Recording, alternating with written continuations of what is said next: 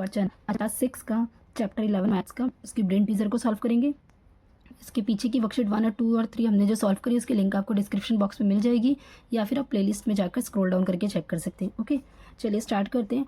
Tick the correct the opposite edges of a rectangular black board are. So opposite edges क्या होते हैं rectangular black board के? So देखिए parallel, intersecting, perpendicular या none. So ये parallel होगा। Opposite edges क्या होते हैं रेक्टेंगुलर के? पैरेलल होते हैं। ओके, बी पार्ट है in the given figure T is transversal.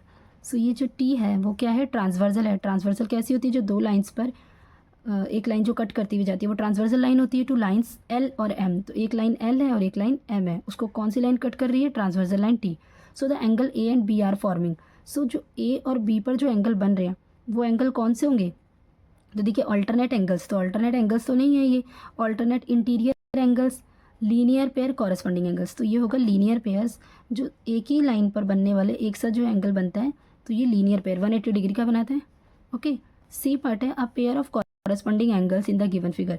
So corresponding angles का बताना है इसमें से कौन सा राइट है। कॉरस्पॉन्डिंग एंगल्स कौन से होते हैं? जो सेम साइड पर बनने वाले फिगर जो हमने पिछली क्लास में सॉल्व करे थे, या तो एक इंटीरियर या एक एक्सटीरियर होता है, या फिर एक एक्सटीरियर और एक इंटीरियर एंगल होते हैं, बट सेम साइड पे बनने वाले एंगल्स को कॉरस्पॉन्डिंग एंगल्स कहते हैं। ओके, सो यहाँ पे देखिए एंगल 1 और एंगल 6। तो एंगल 1 और एंगल 6, सो ये सेम साइड पे बनने वाले तो नहीं है, तो ये नहीं होगा। Okay, angle 2 and angle 4, angle 2 और एंगल 4 ये वर्टिकली अपोजिट एंगल है। Angle 3 and angle 4, angle 3 and angle 4 ये भी नहीं है। ओके, नेक्स्ट इज एंगल 1 और एंगल 3। तो एंगल 1 और एंगल 3 सेम साइड पे बनने वाले, ठीक है, और दूसरा एक इंटीरियर है तो एक एक्सटीरियर एंगल है। सो इसका आंसर होगा angle 1 and angle 3। D part है in the given figure T is transversal to line the A B and C D. So T एक लाइन ट्रांसवर्जल है line A B and angle line C D पर। Okay, so angle B and angle H are. So हमें इसमें से बताना है angle B and angle H ये कौन से एंगल फॉर्म कर रहे हैं। तो देखिए alternate interior angles. So alternate angles कौन से होते हैं जो हमने पिछली क्लास में करा था? सो जेड की फॉर्मेशन बनाते हैं। ओके, सो ऑल्टरनेट होते हैं, और ऑल्टरनेट इंटीरियर यानी ये इसका है तो ये इसका होगा, ऑल्टरनेटिव बनाता है। और अगर एक्सटीरियर एंगल है, एक्सटीरियर एंगल कैसे होंगे? इसी को आगे एक्सटेंड कर देंगे। सो ये यहाँ से, सो ये एक्सटीरियर में अगर ये यहाँ पर है तो इसके यहाँ होगा। Okay, and corresponding angles, corresponding same side transversal के बनने वाले एंगल को कॉरेस्पॉन्डिंग एंगल्स बोलते हैं। तो चलिए चेक कर लेते हैं एंगल बी और एंगल एच कौन सी फॉर्मेशन पे जा रहे हैं। तो देखिए ये एक लाइन ट्रांसवर्सल है तो ये बाहर बन रहे हैं और यहाँ पे भी बाहर में बन रहे हैं। सो ये देखिए ये एच, ये सॉरी जेड की फॉर्मेशन चल रही है। सो जेड की फॉर्मेशन में ये कौन से एंगल बना रहे हैं? बाहर में बन रहे हैं ना एंगल, तो ये एक्सटीरियर होंगे, तो alternate exterior angle. E part देखिए in which figure given below the angles marked at alternate angles. So alternate angles यहाँ पे कौन से बन रहे हैं? सो देखिए यहाँ पे ये तो नहीं होगा ऑल्टरनेट एंगल्स, यहाँ भी ऑल्टरनेट एंगल्स नहीं है, ये भी अंदर में बन रहा है सेम साइड पे, ये भी ऑल्टरनेट नहीं है, बट यहाँ पे देखिए जेड की फॉर्मेशन भी हो रही है और अपोजिट साइड बनने, तो इसका आंसर ये होगा। बी पार्ट देखिए इसका ए है name any two pairs of parallel edges in the following cubes. तो यहाँ पे बहुत सारे आपको सिर्फ 2 ही लिखने हैं। तो देखिए यहाँ पे देखिए ए बी पैरेलल है जी सी के। ओके, एफ एच पैरेलल है ई डी के, एच बी पैरेलल है डी सी के। ओके, सिर्फ हमें 2 लिखने हैं। सो हमने 2 लिख लिए, A B parallel G C, A B parallel G C and F H parallel E D. आप कोई से भी 2 लिख सकते हैं। Next is name all the transversal to the segment A C and F D. So transversal lines के name बताने हैं। तो यहाँ पे देखिए ए सी, ये ए सी एक लाइन है और एफ डी ये भी एक लाइन है। ओके, सो इसको कौन सी लाइन कट कर रही है? तो देखिए ए एफ एक ट्रांसवर्सल लाइन है जो इसे कट कर रही है, बी ई भी एक ट्रांसवर्सल है और डी सी भी ट्रांसवर्सल है। So A F B E and C D ये तीनों क्या है? ट्रांसवर्सल लाइन है जो ए सी और एफ डी को कट कर रही है। सी पार्ट है how many pair of alternate angles are there. तो देखिए ऑल्टरनेट एंगल्स बताने हैं। सो यहाँ पे देखिए एंगल 1 का ऑल्टरनेट क्या बन रहा है? एंगल 5 बन रहा है। ओके, यहाँ पे इस तरीके से जेड की फॉर्मेशन हो रही है। ओके, और ये इधर है, इसके अपोजिट जा रहा है एंगल 5, तो एंगल 1 और एंगल 5 ऑल्टरनेट एंगल्स हैं। इसी तरीके से एंगल 3 का एंगल 6, तो यहाँ पे कितने पेयर बन रहे हैं? 2 पेयर्स बन रहे हैं। So 2 pairs are angle 1 and angle 5 और angle 3 and angle 6। Question number D है from the given square and right any two pairs of perpendicular sides. So perpendicular sides बतानी है, टू पेयर्स बताने हैं इसमें। तो इसमें देखिए परपेंडिकुलर कौन से होते हैं, ये इस तरीके से जो परपेंडिकुलर बनाते हैं, ये परपेंडिकुलर एंगल है। सो यहाँ पे एक लाइन है ए बी, इस एक ए बी लाइन पर डी एक परपेंडिकुलर है, इस ए बी लाइन पे बी सी एक परपेंडिकुलर है। इसी तरीके से बी सी एक लाइन ले लीजिए, तो बी सी लाइन पर ए बी एक परपेंडिकुलर हो जाएगा और बी सी लाइन पे डी सी परपेंडिकुलर हो जाएगा। सिमिलरली डी सी अगर हम लाइन लेंगे तो ए डी परपेंडिकुलर हो जाएगा और बी सी परपेंडिकुलर। तो हमें सिर्फ टू ही लिखने, ए बी के ऊपर perpendicular A D. Okay, next is A B पर परपेंडिकुलर कौन सा बना रहा है, बी सी। सो आप कोई से भी लिख सकते हैं।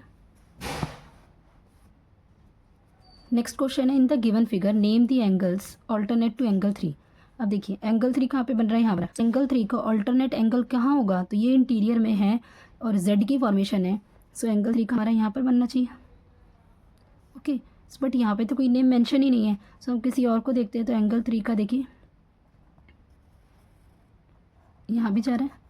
सो एंगल 6, ये जेड की फॉर्मेशन हो रही है। एंगल 3 का ऑल्टरनेट कौन सा होगा, एंगल 6। So angle 3